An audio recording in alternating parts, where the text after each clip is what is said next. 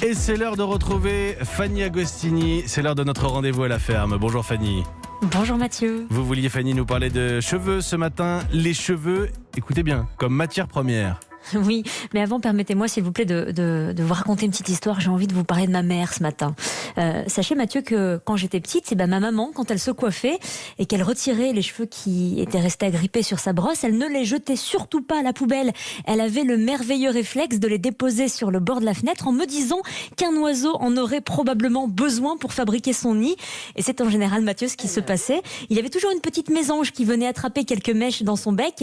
Et c'est cette image onirique qui m'est revenue en mémoire en préparant ce matin cette chronique.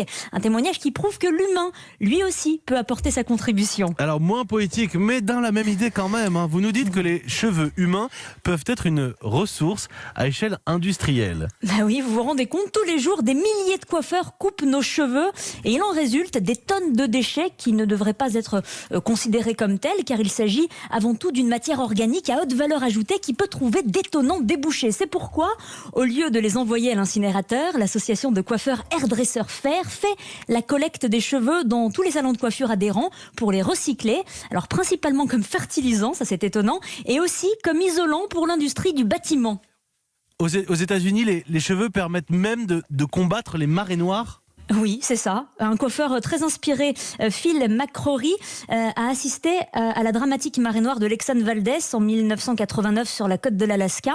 Et de là, il a remarqué que le pétrole avait tendance à adhérer aux plumes et aux poils des animaux. Et c'est à partir de cette observation qu'est née en lui une idée fixe, celle de créer un tapis filtrant de cheveux avec les récupérations des salons américains, ce qui représente tout de même 27 millions de tonnes de cheveux par an. Et aujourd'hui, son concept a dépassé le stade de l'expérimentation puisque ce tapis chevelu a été utilisé à maintes reprises dans différents accidents qui ont souillé les rivages américains, comme lors d'une pollution en 2007, notamment dans la baie de San Francisco. Étonnant les cheveux. Étonnant, et je ne savais pas quoi en faire. Maintenant, j'ai des idées. Fanny Agostini, notre rendez-vous à la ferme. Merci beaucoup. Il est 8h40.